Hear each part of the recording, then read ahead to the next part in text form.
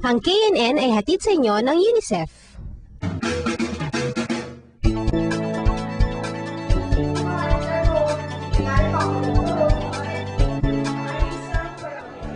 Siguro nagtataka kayo kung para saan itong National Consultation on Violence Against Children, no?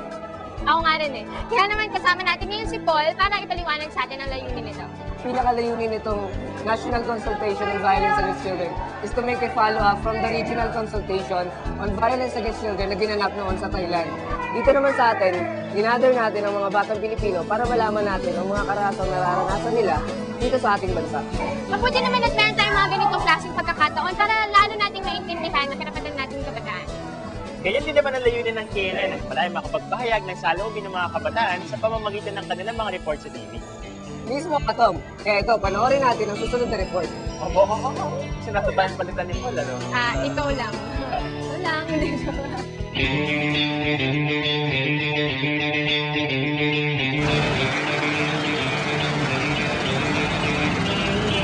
Sa loob lamang ng taong ito, 2 beses nang nagtaas ng pamasahe ang mga pampublikong sasakyan.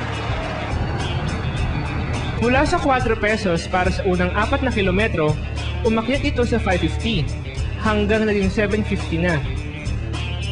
Sinasabing ang mga pagtataas na ito ay bunga ng patuloy ding pagtaas ng presyo ng langis sa pandaigdigang merkado. Ngunit dito sa amin sa Bagong Baryo sa Caloocan City,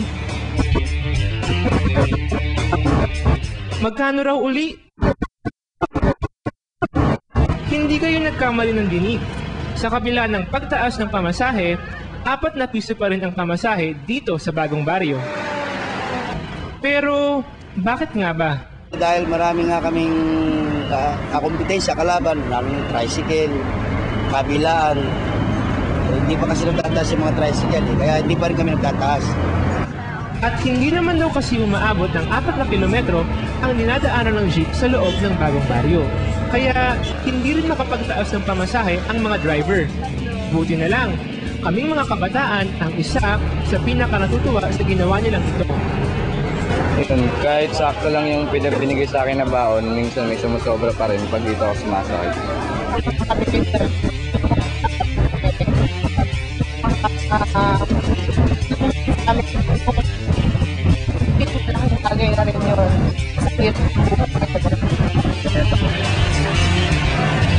Hi! Sa ginhawang na idudulot ng 4 pesos na pamasaheng ito, sana lang ay dumami pa ang Bagong Baryo sa buong Pilipinas.